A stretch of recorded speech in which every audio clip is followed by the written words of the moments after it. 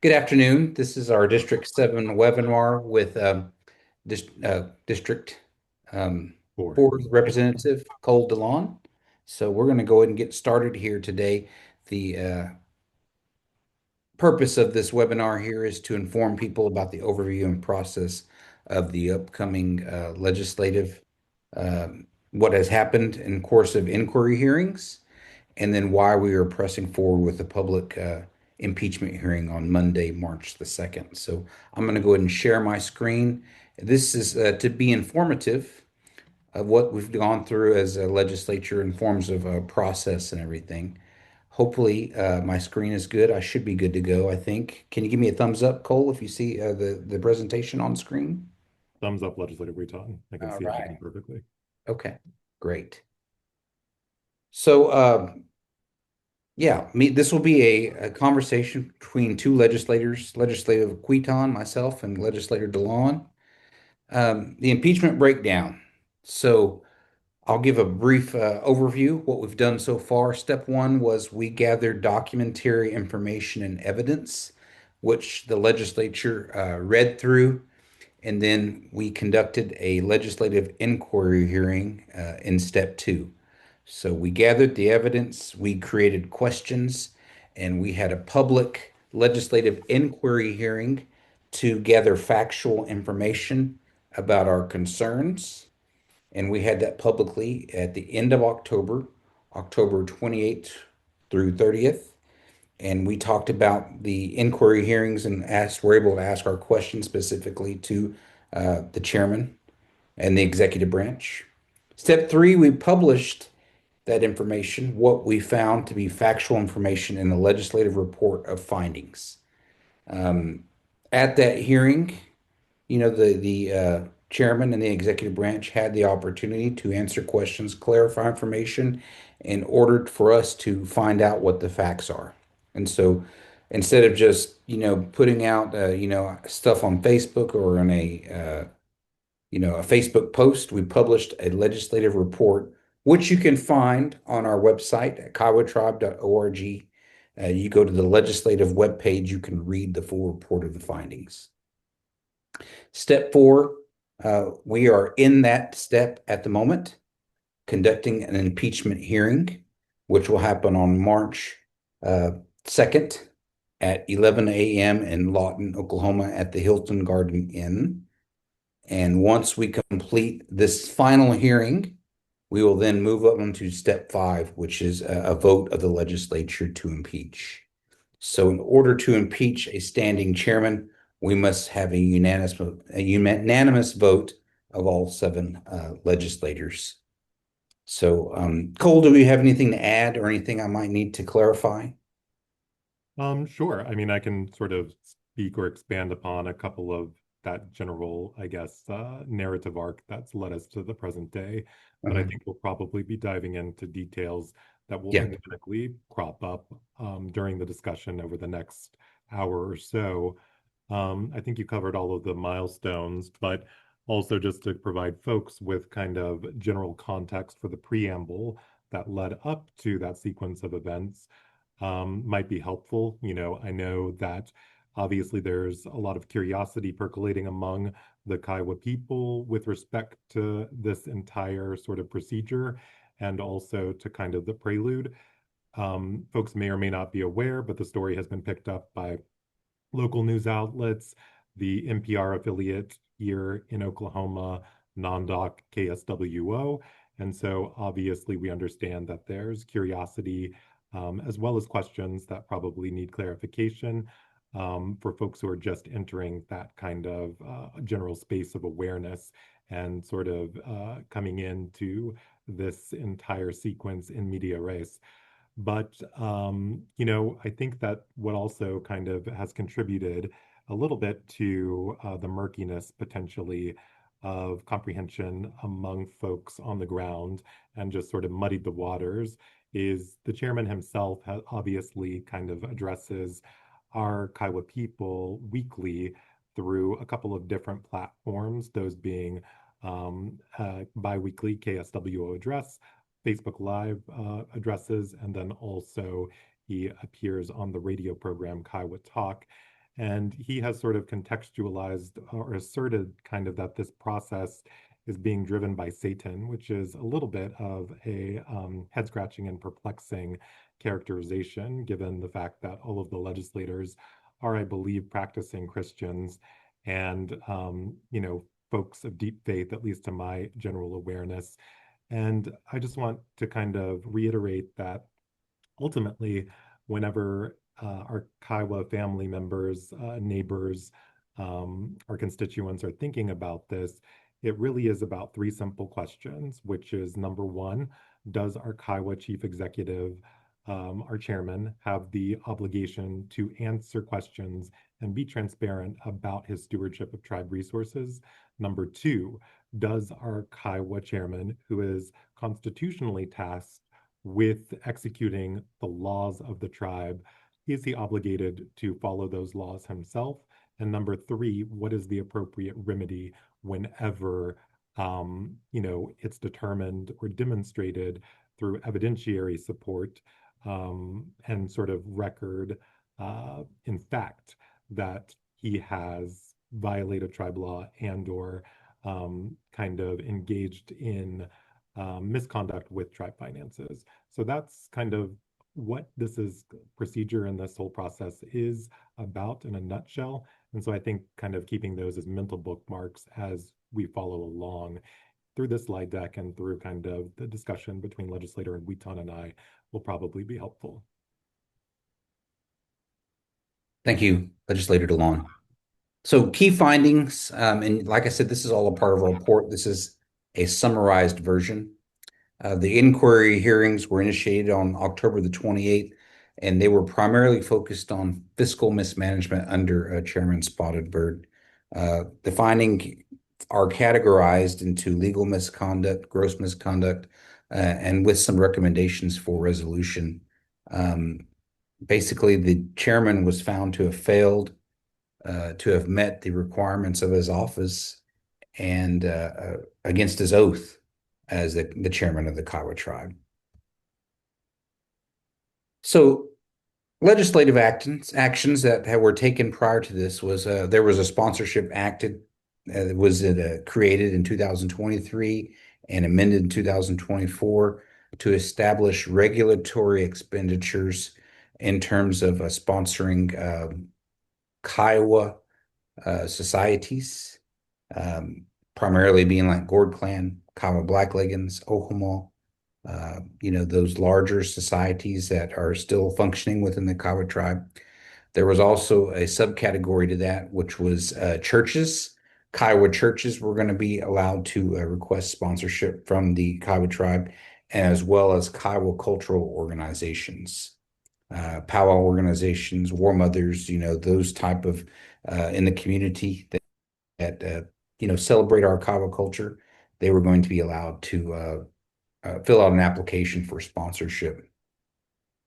So the 2024 Act also required budgets for casino sponsorships and quarterly reporting to the legislature, just so since we were sponsoring these different churches, societies, and organizations, we wanted to know how they were planning to um, utilize those sponsorship funds.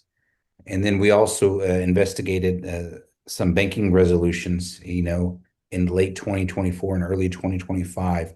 Uh, we found out that Jacob Zotai's name remained on the checks, specifically when all the elder payments went out, that in fact, the chairman's not following up with those checks and still assigning a financial authority to officials that had been removed from Kiowa office. So I will let you know that uh, the Sponsorship Act was violated.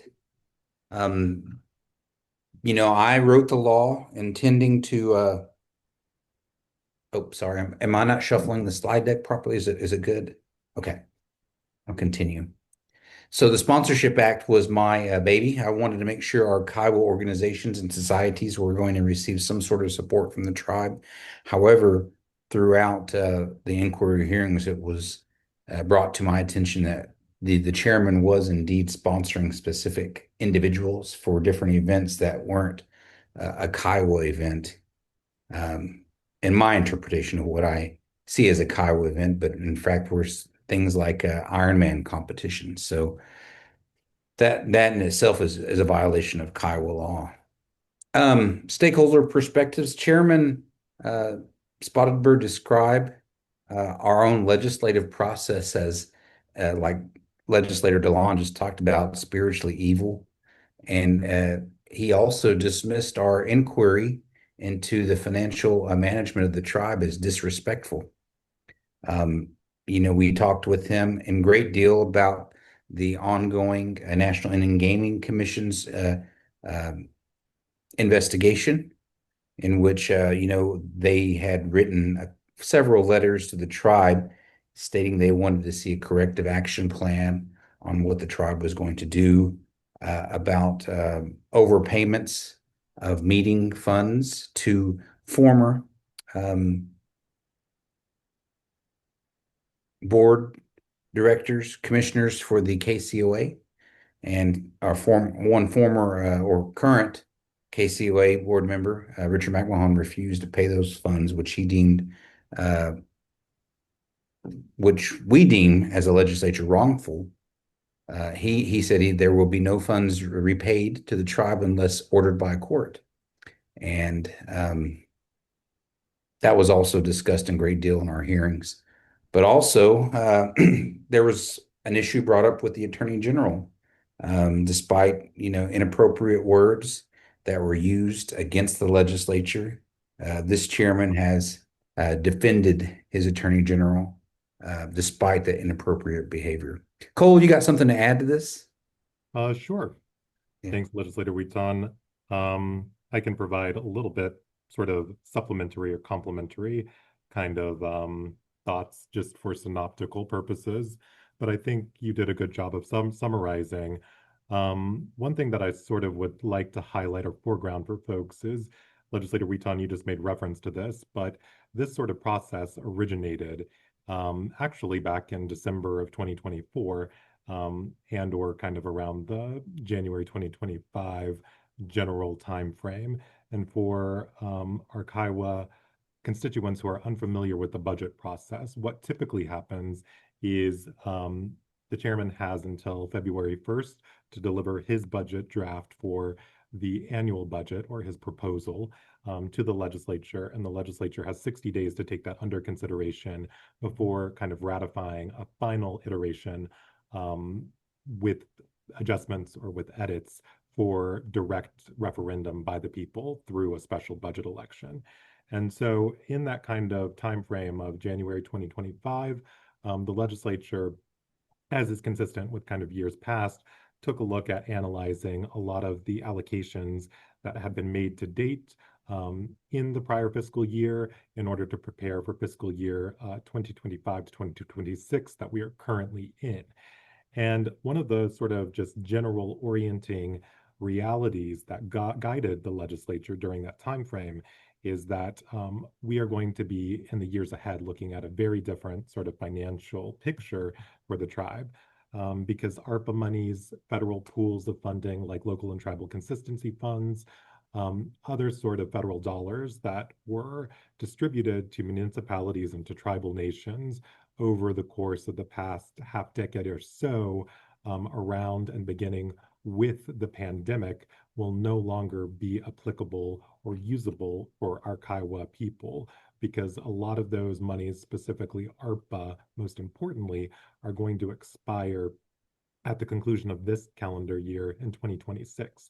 So, in anticipation of that, the legislature was performing, pretty deep analyses of how tribe monies have been spent during that, time frame from January 2025 up until July 2025.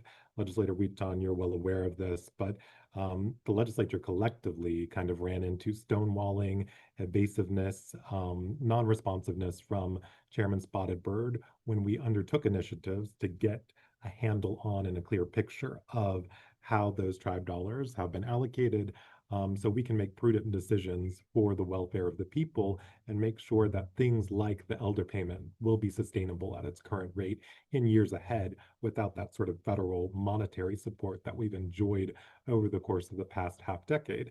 And I'll give one example where Kiowa Inc. is sort of billed as the chairman's marquee or signature undertaking for economic development in his term. But there was no line item for Kiowa Inc. in the budget that he submitted to the legislature in February of 2025.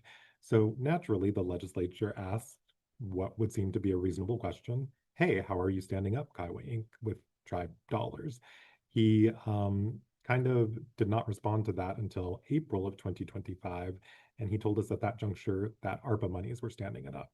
By the next month in May of 2025, when we were liaising with the finance team, Chief Financial Officer William Weaver told the legislature, actually, no bank accounts exist containing funding for Kiowa Inc.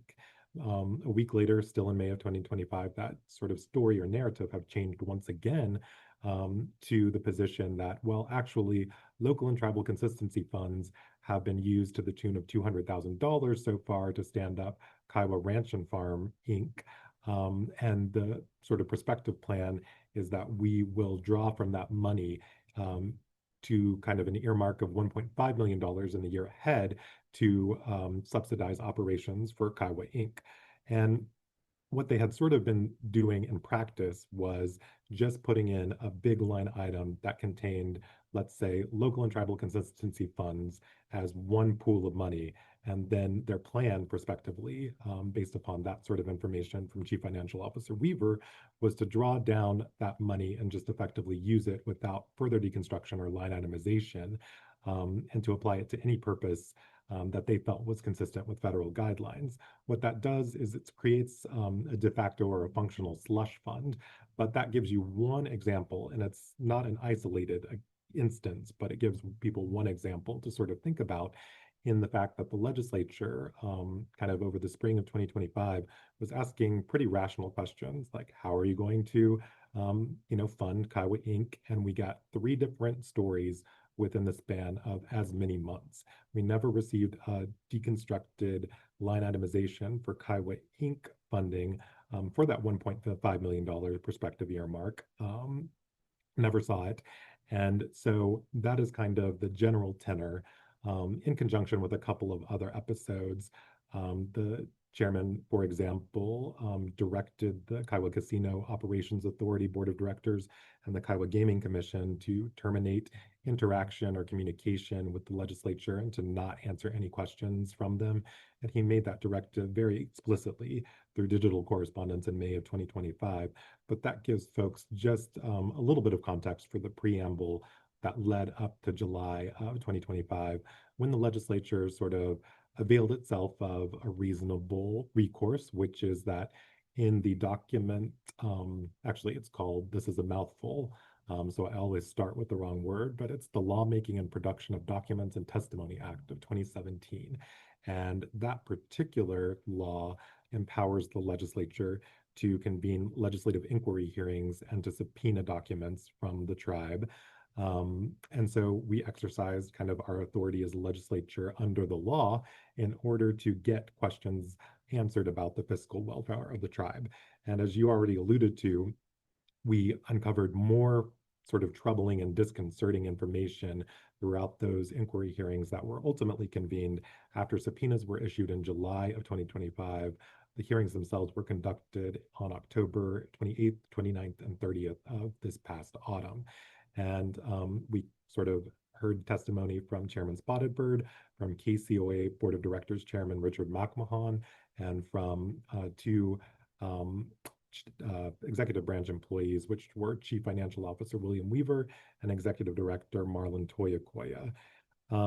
So I just wanted to make sure that folks have an idea of the sort of tenor that led up to this and have a handle on the reality that the legislature did not undertake these kind of initiatives lightly.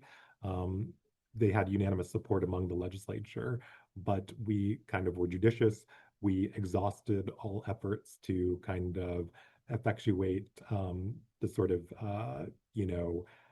fiscal stewardship that needed to be executed responsibly in a diplomatic way, and we kept running into brick walls over and over and over again. And it also sort of, raised red flags with respect to the general kind of, you know, position or adversarial stance that the chairman was adopting. And if someone is not answering questions with forthcoming readiness related to kind of tribe finances, then it always begs the question why they are not being responsive to those queries.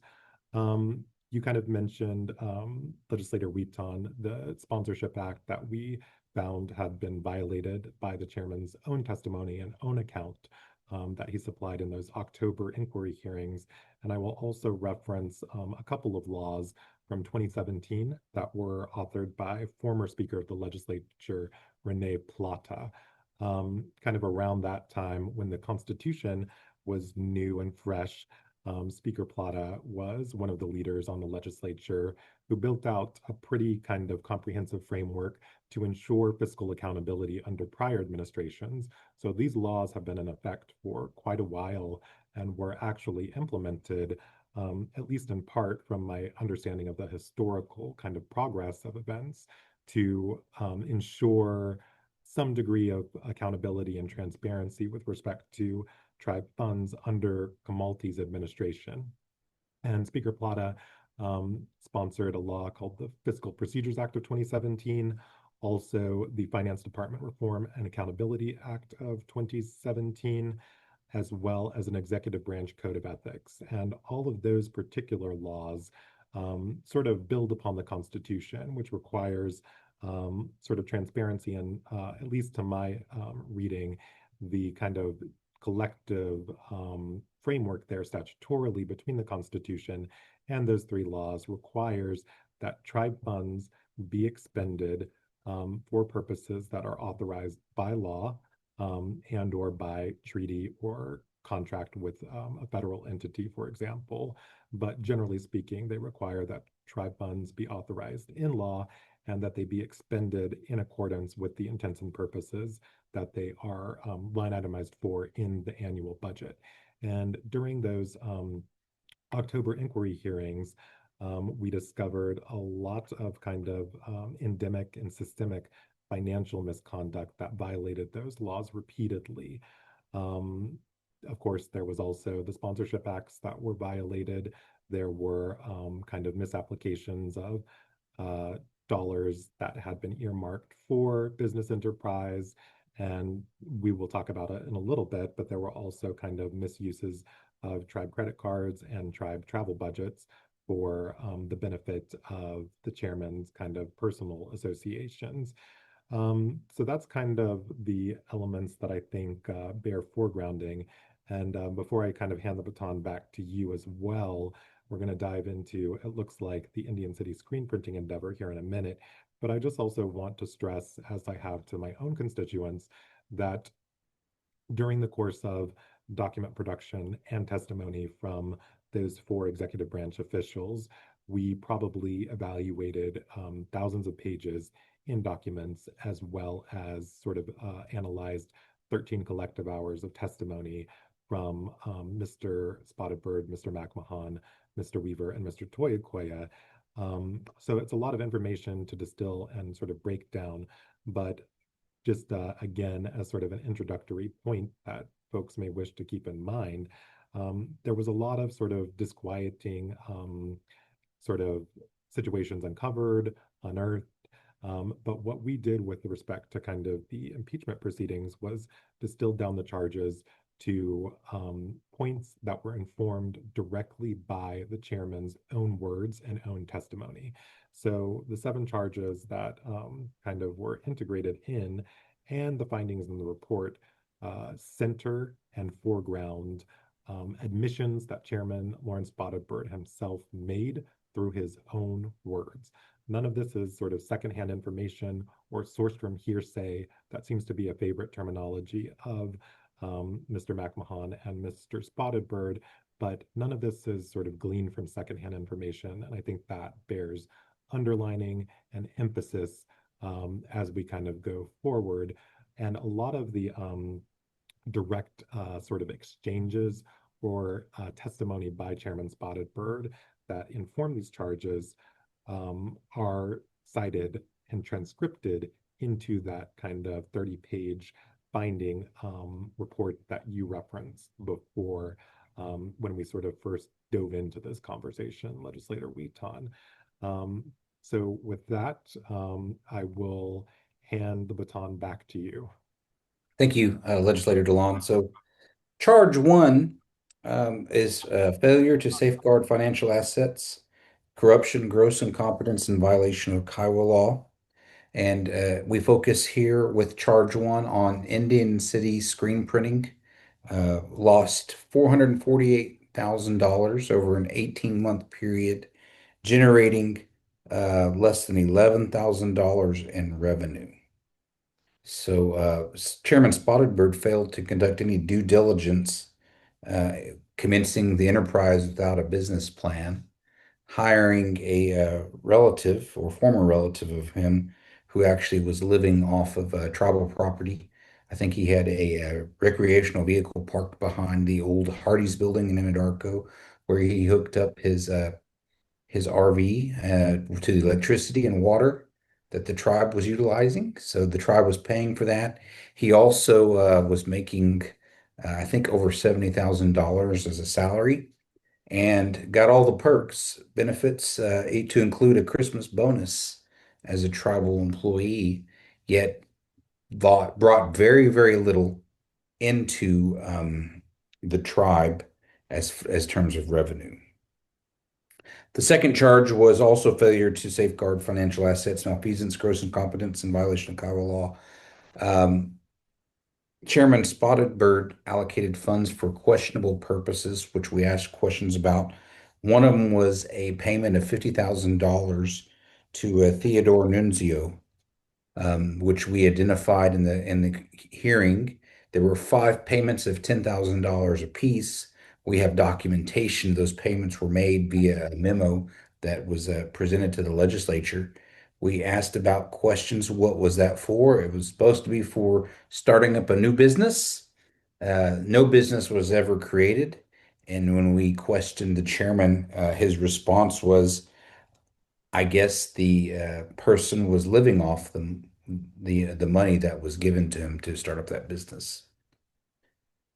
Charge number three was also failure to safeguard tribal funds in the forms of donations and sponsorships under Kiowa law. As I talked about, I created the law for societies, churches, and cultural organizations. But from that same fund, there was a 25,000 donation to a golf tournament that resulted in a $5,000 loss. There was also a donation taken from the sponsorship fund for $100,000 for to the Rainy Mountain Church after the fire. However, according to the law, anything above the $5,000 for churches should be ratified through the legislature.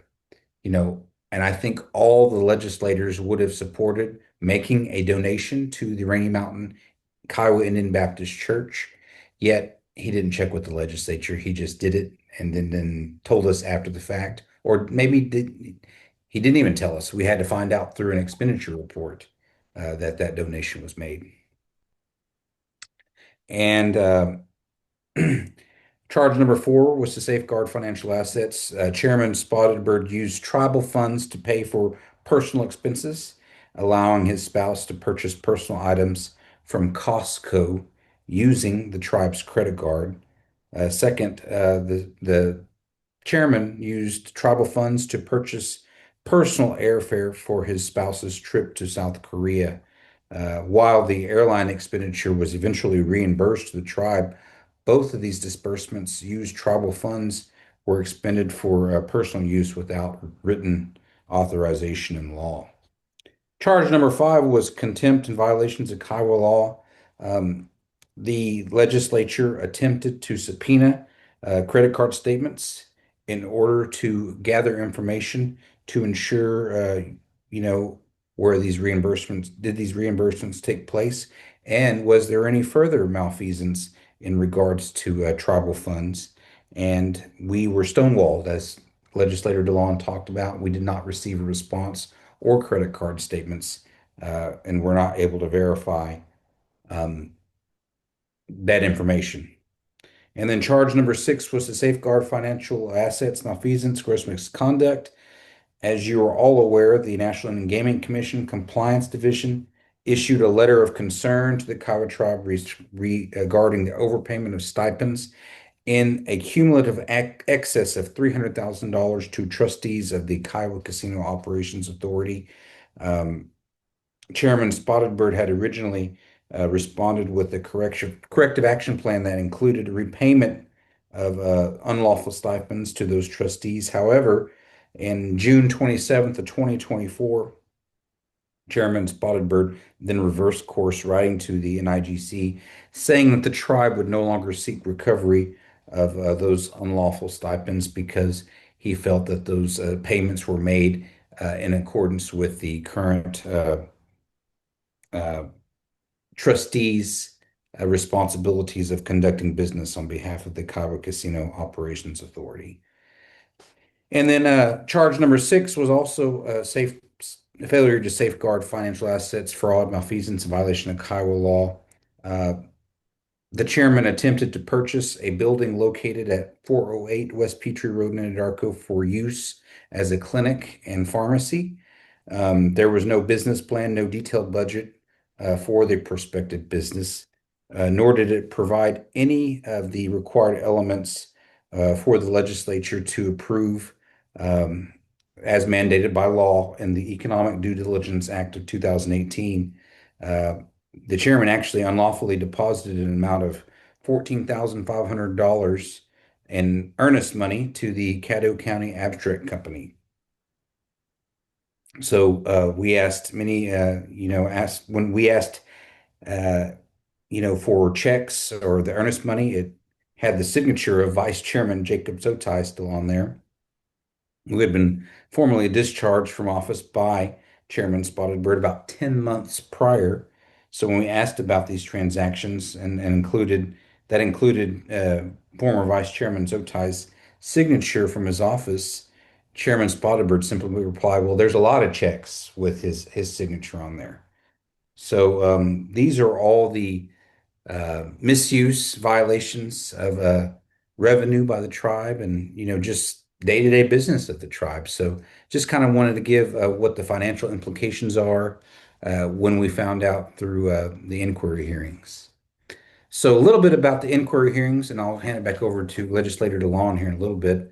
Um, for tribal members that want to go in and listen to the testimony and the findings, all these findings you can read our published report on the legislative webpage at www.kiowatribe.org/legislative.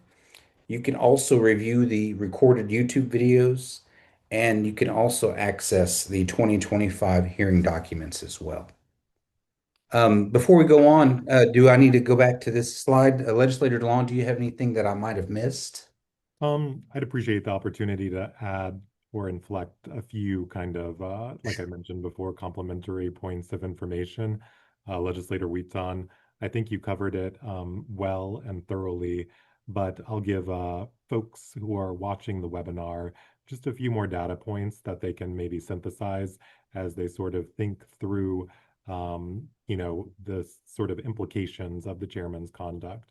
And obviously, again, this is kind of the financial misconduct component, and it's also the legal misconduct kind of umbrella that a lot of these sort of transgressions fall underneath because they all intersect with the stewardship of tribe finances. You, of course, talked about the Indian City screen printing catastrophe that generated $10,699. And I believe the total cost or loss to the tribe is at 448,000 as a loss. But of course, with that 10,000 factored in, the total expenditure, I believe, was $458,000, as you mentioned, over the course of 18 months. And folks may be surprised to know that even though it was sort of operating, at least ostensibly, out of the tribe budget for that year and a half, only about 6 orders were ever completed, and only within a contained sort of I would say 2 to 3 month window from July of 2023 to October of 2023. And that was more than a year after Hollis Asnap, who is the chairman's one-time brother-in-law that he hired to oversee this enterprise without any finalized business plan. Um, Hollis Asnap was hired in July of 2022, I believe, or thereabouts, maybe. It was definitely kind of in that to October of 2022 window.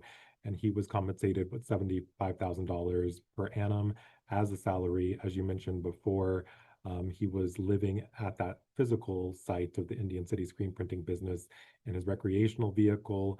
But of course, kind of, it's interesting and it's also troubling for our Koigu people that during that entire time that he was drawing down that salary, it was almost a year before any sort of output was generated by the business.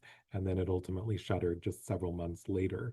When we analyzed as a legislature the general ledger for Indian City screen printing, one of the most kind of alarming elements that we found were five payments at $10,000 apiece to tribe member Theodore Nuncio.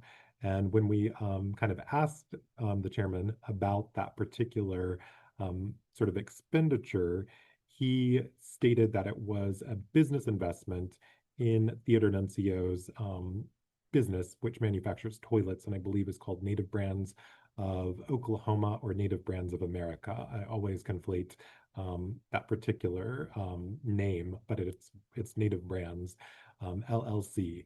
And the chairman, of course, represented this as a business investment, but it was made in kind of that the promise that the chairman made to execute or transmit that $50,000 to Mr. Nuncio was memorialized in June of 2023.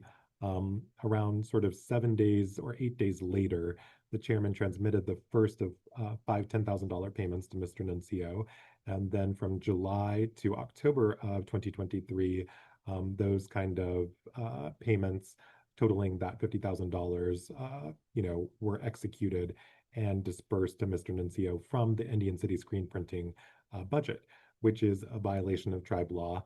In other kind of statutory situations that would be analogous to this one, we would call that laundering, where money that is not actually going to a business, but is going to kind of a third party beneficiary is sourced from that particular fund for the business in question. It never went to Indian City screen printing. It was just steered through there and transmitted to Mr. Nuncio. And although the chairman kind of represented that as a business investment, to this date, after 2.5 years, Mr. Nuncio's nominal company is not functional. It's never been operational. And when I asked if there were any sort of tracking mechanisms or internal controls on the money, like does Mr. Nuncio have to report to you how he's spending funds, the chairman, as you mentioned, Legislator Wheaton, answered, no, he has not had any sort of internal kind of regulatory guidelines for Mr. Nuncio's use of that money.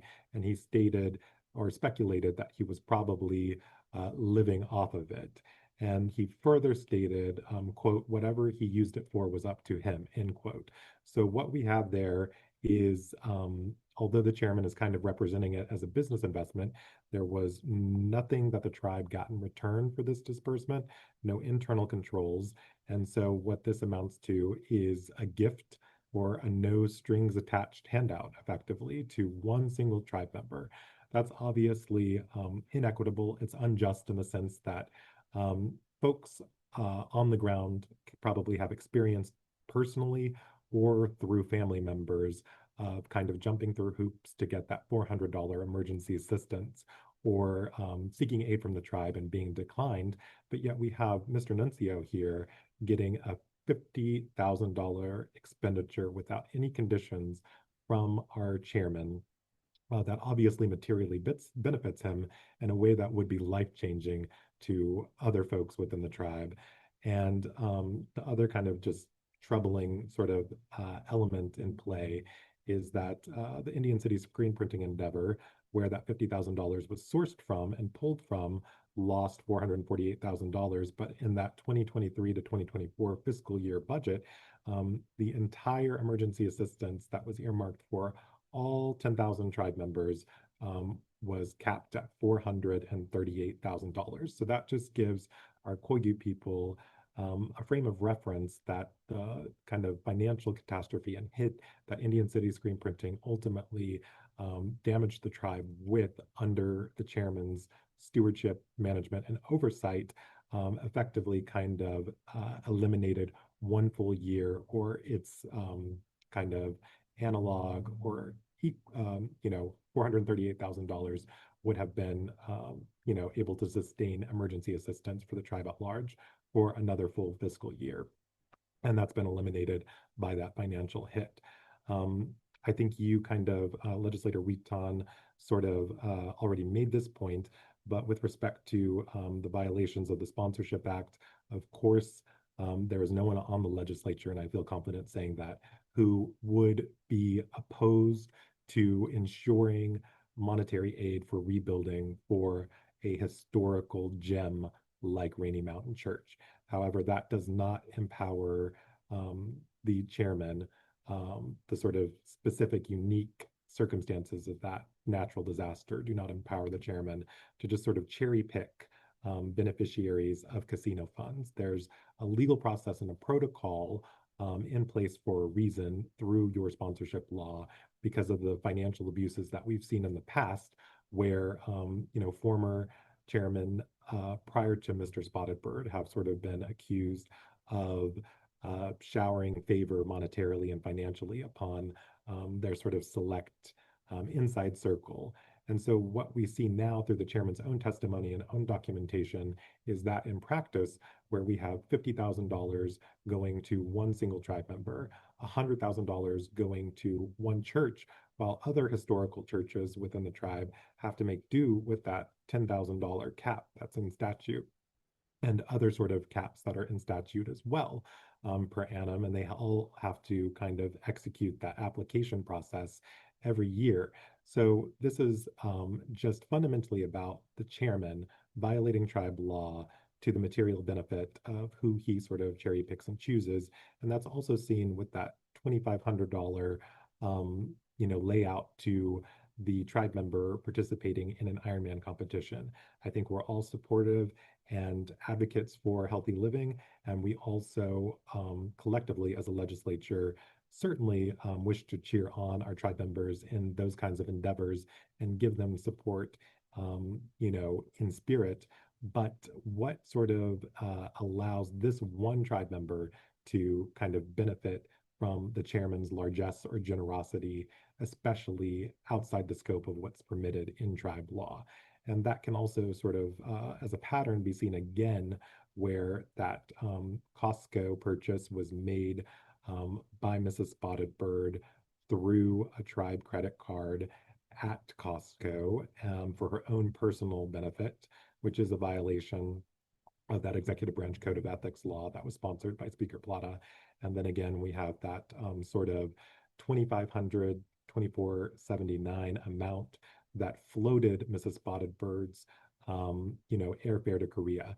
We received as a legislature a copy of a check from Indigenous Leaders of North America, which is an organization helmed by a Korean spiritual leader, despite its kind of the name of that organization. And we haven't seen a deposit for that amount, but there was a check written about 2 weeks after Mrs. Spotted Bird's airfare was purchased through tribe funds that suggests that that money was paid back through a third-party entity. But again, even if it was paid back, that is outside the scope of tribe law, and it's also effectively kind of advancing the spouse of a tribe official thousands of dollars for personal convenience and personal ease and benefit. And that sort of latitude is not extended to any other employee of the tribe. And that is a clear-cut kind of abuse or exploitation of office where those sort of perks are, again, dispensed to who the chairman has kind of curated or seen fit to dispense them to, while other folks throughout the tribe are inequitably contending with pretty high hurdles to clear in order to access aid or waiting for prolonged times for a couple of $100s in aid. So I just want folks to kind of keep that in mind when they're thinking about this. And the NIGC investigation kind of spans multiple years. One thing that I would sort of note for food for thought is the legislature is collectively aware that the sort of overpayments that are the subject of scrutiny by the NIGC are from a time prior to the chairman's current tenure. They occurred between 2017 and 2020, and the legislature has no confusion about that. Those overpayments to Richard McMahon, Joe Poe, Susan Dunlap, and two other former KCOA trustees of the board during that time, totaled over $320,000. The NIGC has repeatedly, in correspondence, directed Chairman Spotted Bird to recover those payments. They have never wavered from that position, at least on two or three occasions in written official kind of letters to Chairman Spotted Bird. They have directed him to recoup those overpayments because those overpayments were issued in violation of tribe law and the charter for the KCOA at the time. And Chairman Spotted Bird himself actually concurred with the NIGC in 2024. He stated that he was going to claw back those overpayments and get us back into compliance because he testified at the October inquiry hearings that the tribe's gaming operation is under the threat of civil penalty, which could include shuttering or a monetary fine levied by the NIGC if this matter is not resolved. And of course, since 2024, after identifying himself the amounts that those five recipients were overpaid, he's kind of, reversed course a couple of times. As I characterized it at the hearing, he has not taken a 180-degree turn. He's actually, sort of progressed to a 520-degree turn or so. But as of the last correspondence from the tribe through Attorney General Randall Homburg to the NIGC, the chairman kind of conveyed in April of 2025 that he intended to claw back those payments. He represented to the federal agency that regulates our gaming and tribal gaming across the nation that he was going to immediately recover that $320,000 plus in overpayments. And at the October inquiry hearings, Richard McMahon's testimony demonstrated that Chairman Spotted Bird had never actually, after April 2025, initiated any such efforts to recover overpayments. So the concern of the legislature here is specifically oriented around the kind of demonstration that Chairman Spotted Bird lied to a federal agency who is conducting a formal probe into our gaming operations. And the legislature's concern is about the implications that has for any sort of penalty that our gaming operations may occur, and thus the hit that our sort of tribe revenue may take as a result of that. I know that there was sort of a lot of different voices contributing in the public discourse to that particular subject. So I want to make folks very aware and leave them with no misimpression that we about the legislature's position and the specific focal point of the legislature's concern on that particular count. But Legislator Wheaton, I will hand the baton back to you. Okay, thank you. I appreciate it, Legislator DeLaune. So, topics that were also addressed in the hearings was the KCOA charter and investment accounts, allocation of funds, and those expenditures that we talked about. A lot of this stuff is just letting people know what issues were addressed, and then the Cairo Incorporated funding and payments to Theodore Nunzu, which you'd already talked about. Key points.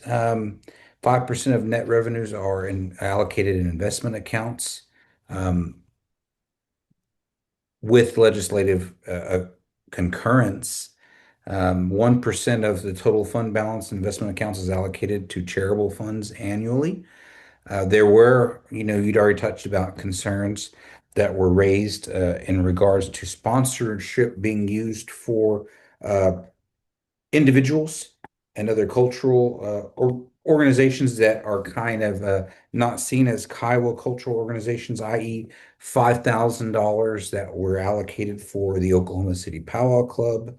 We talked about $10,000. I'm sorry. I'm gonna make sure I got this amount correct. $2,500 that went to the Ironman competition. Um, Also talking about $75,000 in 2023 that went to the Indian relay race, and which spurred actually the whole sponsorship law. In fact, because he was the chairman just dished out money that we thought was not being totally um, vetted through the legislature. So those are the main ones that we kind of focus in on. But and then you talked about the key points. Uh, the $50,000 payment to Theodore Nunzio lacked clear terms of repayment and ownership, and that was a key point that was made by Mr. Weaver. So he was kind of left in the dark, but he still made the payments, right? So I'll just run through some of these other slides real quick. I'll dive in just to kind of add a complimentary point about the Mr. Weaver testimony, if that's okay. Okay. Um, just with respect to kind of the timeline there, so folks are aware, Mr. Weaver came on board in December of 2023, I believe, as Chief Financial Officer.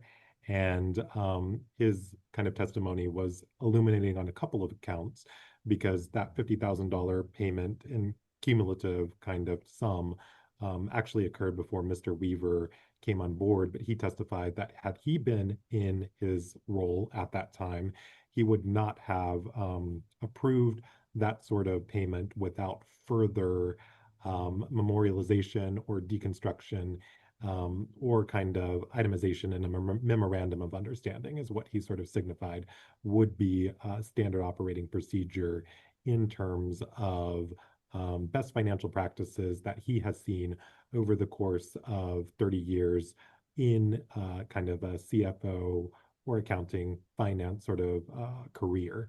And he also noted that with respect to the practices that were in place before he came on board as well, the credit card statements for Tribe credit cards were originally during his kind of on ramp into the tribe, not processed through um, the finance department originally. What happened in practice prior to his sort of tenure with the tribe, he testified, and I'm paraphrasing here, but he said that effectively credit card statements that were issued for officials in the tribe would actually be sent directly to tribe officials, and it was their responsibility to bring in those statements along with receipts for purchases for reconciliation. And on a couple of occasions, according to a former finance department employee, Rose Garza, that policy was not adhered to by the chairman. And that's sort of what spurred the kind of discovery of the Costco charge and the use of a tribe credit card in personal applications. And of course, as you kind of referenced before, Legislator Wheaton, kind of in the aftermath of that discovery, the legislature thought it would be prudent to formally subpoena those credit card statements going back several years to get an understanding and spatial awareness of how those credit cards have been used to date. The chairman himself kind of just wholesale defied and disregarded that subpoena, did not provide any sort of statements. Mr. Weaver provided statements partially from 2024 and for most of the months in 2025, but there are still gaps in that record of statements from 2022, 2023, and a lot of 2024. And so that begs the question, of course, why the noncompliance with a subpoena that is obviously oriented around the use of tribal credit cards. And I just wanted to sort of dive in there since it seemed an organic point with Mr. Weaver's kind of contributions to testimony to orient listeners on that particular point. So I'll give the mic back to you. Okay. So Cole, I kind of we kind of talked about a lot of the slides in the slideshow that we were using. So let's discuss, if you will. I'd like, the legislature has the authority, and under the 2017 Constitution, I want to clarify, the legislature is vested with the authority to impeach and remove a chairman for good cause pursuant to Article 12, Section 3 of the Constitution. That is the only provision I see for impeachment uh, in regards to how a legislature would address impeachment.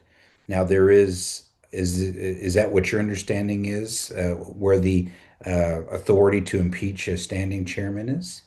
Absolutely. And thank you for the kind of tee up or kind of opportunity to address kind of this particular question, because it's one that I've seen arise in the public discourse to a certain extent. And I know former legislator Modena Waters even reached out to the legislature directly and kind of expressed her perspective that the sort of judicial system or court system of the tribe was the best venue for this sort of process to unfold in. Another elder from District 7 directly expressed to me her kind of perspective and point of view that the appropriate sort of protocol would be to make findings as a legislature and then submit those findings to the KIC for final determination. But as you mentioned before, the constitution that we're currently operating under, that was adopted in 2017, is unambiguous. It delineates that the legislature is the final kind of body to determine this.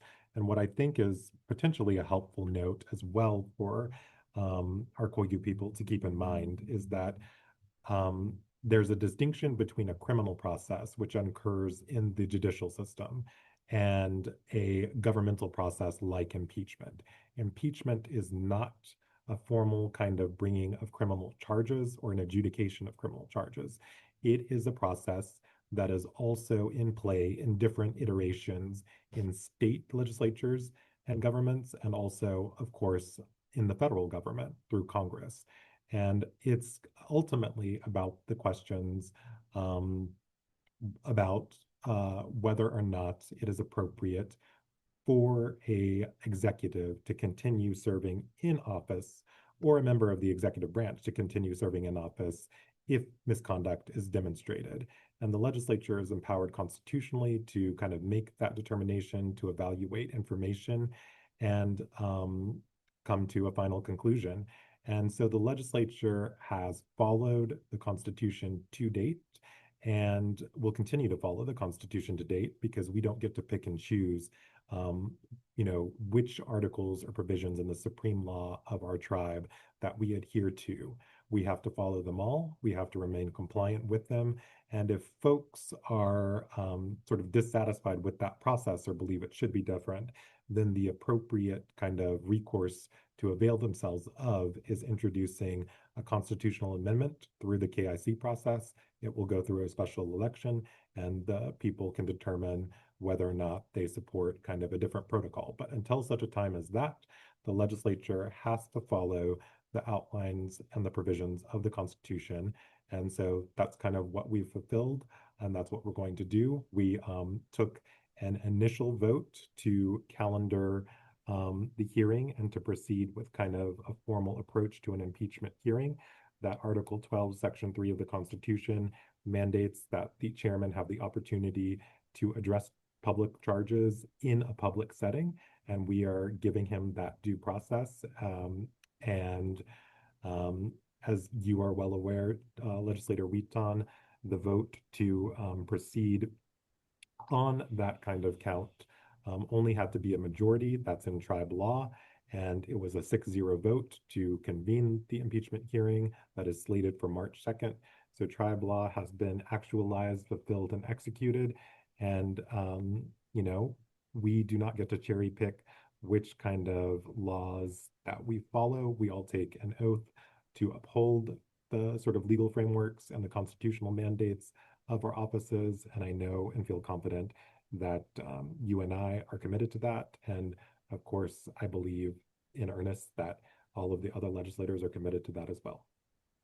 So just to reiterate what you just said, according to Section 3 of Article 12, the chairman must may or chairman may be subject to removal should he be given adequate notice and be informed of the charges in writing, which he was, be given an opportunity to address the legislature in a public hearing, which he did in the inquiries, and then as our upcoming impeachment hearing on March the 2nd.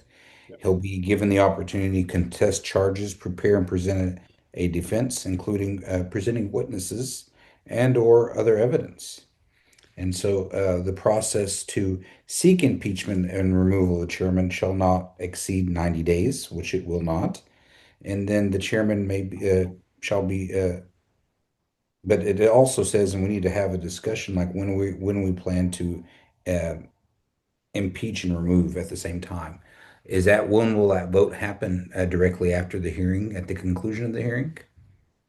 Yeah, I mean, I think that is kind of subject to the rules that have been publicly available for kind of evaluation.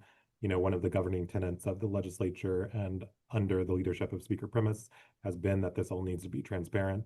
As you kind Correct. of mentioned before, all of the footage from the October inquiry hearings are available at kawahtribe.org/legislative. All of the documents that we analyzed are also available in a Dropbox format at kawahtribe.org/legislative. And all of the rules and the vote to proceed with this kind of process are also published through that same site, as well as on Facebook for ease of access for folks who Sure. utilize that as their primary source of information. And so the rules themselves kind of delineate that the hearing can be continued to the next day and or to March 4th and or if necessary beyond that pursuant to scheduling. But you know, the legislature will make kind of the determination about when to evaluate the vote. I believe in the rules it provides the opportunity to kind of make that determination if legislators feel comfortable that they have enough information at the conclusion of the hearing on Monday and or to kind of proceed potentially with it on the next day if they feel so inclined. But the provision that you're kind of referencing, I think, is just the sort of clause in there that delineates that the chairman and the vice chairman shall not. Cannot be removed at the same time. Right, exactly. So just so folks are aware as well of the process, um, you know, they may remember this from the Chairman Kamalti kind of hearings and era, but at that time, the vice chair was not subject to removal at the same time as the chairman. And at this time as well, the vice chairman is not subject to this impeachment proceeding. So it only deals with one specific official, that being Chairman Spotted Bird. And again, all of the charges are specifically oriented around Chairman Spotted Bird's own testimony from October of 2025. And just to sort of answer a question that has been posited to me by a few constituents, and that I think that some folks may have curiosity on, the impeachment hearing on March 2nd will convene at 11 a.m. at the Hilton Garden Inn in the Elk Room, which is an event space in Lawton. I believe the specific address is 135 Northwest 2nd Street, Lawton, Oklahoma, 73501. Some folks have asked me why that particular venue, and the short answer is because it mitigates the potential for interference. Just so everyone is aware, the legislature over the course of the past couple of months since the inquiry hearings has run into unexpected and unexplained challenges on occasion with respect to the setup in its chambers. For example, anyone who was watching the December regular monthly session of the legislature would have seen us kind of on a sort of impromptu rigged laptop, because when we showed up that day, IT support personnel was not present, though they had sort of been in attendance in months past to sort of troubleshoot any you know, um, potential tech issues that cropped up. And we were locked out of the computers and the Zoom system in that legislative chambers. The passwords had been altered without our awareness, and we are seeking and striving to minimize the potential for any recurrence of that kind of development by convening the hearing on neutral ground.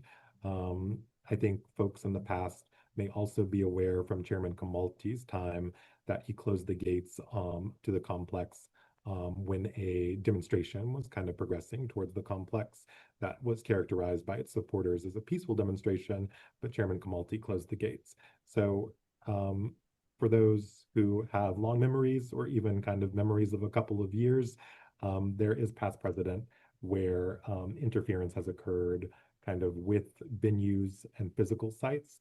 And so I think that our Koigu people deserve and are entitled to optimize delivery of this hearing without any sort of, you know, glitches or unexpected developments. And beyond that, the law requires us to notice the date, time, and location of the hearing in advance. So we are not going to be able to make any sort of last minute pivots or change the venue if, for example, something were to recur, like the legislature being locked out of its computers in legislative chambers. So in order to sort of preempt those types of variables, the legislature made the kind of reasoned decision and determination that a space on neutral ground, like an event conference room at a hotel, would be the most appropriate venue.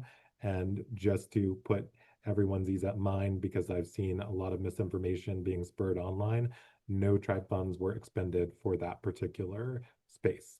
That was taken care of through private funding, and it's at no cost to the Kiowa people or our public money. So I want to leave folks with no doubt about that particular count.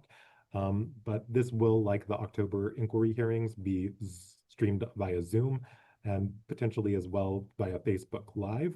Um, the Zoom link is already up on the legislative webpage and on the legislature Facebook page, but that will be sort of also copy and pasted so it's directly clickable, probably the morning of the hearings.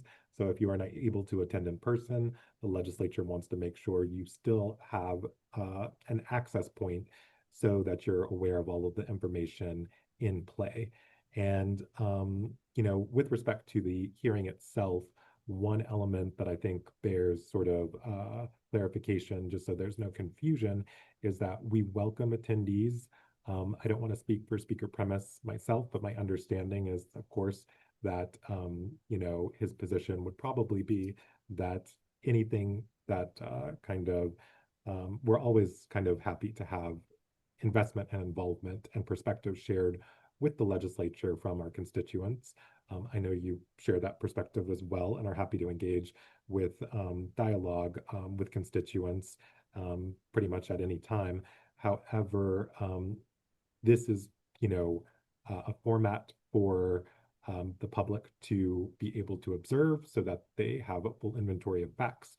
But this is also a proceeding that is not one that I believe has public comment structured into it. It's not a town hall. It is a constitutional process. And so we want to make sure it's transparent and people are able to view it so that there's no confusion or kind of, lack of awareness. But the kind of proceeding itself, as it would be in the sort of general tenor of a courtroom, where there will be questions, there will be the opportunity for the chairman to call witnesses and make his kind of case and defense, but there is no kind of public, uh, comment portion of the proceedings. Okay. So, Legislator DeLaune, we've been talking for a little bit over an hour. Any closing thoughts, or is that a good thought to close on and close out this webinar at this time? I think we've Yeah, talked about the upcoming hearing. Is there anything that we might have skipped? I think the only kind of thought that I would like to sort of foreground probably is one that's mostly general. I think thank you as well for kind of convening this to make sure that folks have a general understanding of the kind of what led up to this, how we got here, where we are now, and what the kind of future looks like. I think that's always helpful, especially because lots of misinformation can sort of percolate on Facebook, for example. I think we're all aware of that. So it's great for us to all be clarifying questions. I sort of tried to proactively answer questions for folks that might crop up based upon the town hall that I had last week with District 4. But I think that what I want folks to sort of remember is that the sort of animating value here from the legislature is transparency. And again, those three questions. Is it reasonable for our chairman to be expected to answer questions about his stewardship of travel monies? Is it reasonable for us to expect our chairman to follow those laws that he is constitutionally mandated to implement and execute himself? And what is the appropriate remedy if kind of discursions or violations or deviations from those expectations are found to have occurred? And another kind of element that's prudent or kind of pertinent for folks to keep in mind is that the separation of powers is what orients our government. And whenever we have a legislature that is constitutionally tasked with making laws and monitoring the actions of the government and sort of overseeing and developing budgetary allocations. If we have an executive branch that is not fulfilling their constitutional mandates, then the whole sort of system buckles. The whole system is strained. And I think we kind of see that on a national scope as well with a lot of the polarization and destabilization that's happened kind of nationally. So, at least from my perspective, you and I are kind of in this process um, to ensure and to create stability and to create a foundation that will be able to sustain our Koyu people in the future. Because, of course, we're under a new constitution. Each generation of Koyu is tasked with kind of steering the government that we have for and by the people. And it's our responsibility to ensure that that's actualized. So that's kind of what this is all about. And I will sign off with that. But thank you again for Yep. having me. I really Well, appreciate it. thank you all. And don't forget the hearing is convened next Monday, March the 2nd in Lawton, Oklahoma at the Hilton Garden Inns. What's that address again, Cole? It is 135 Northwest 2nd Street. It's right off of 2nd and Gore. At 11 a.m. So Yes. thank you all for joining in this webinar. Y'all have a good day. Thank you, Cole. Thank you, Warren. Much appreciation.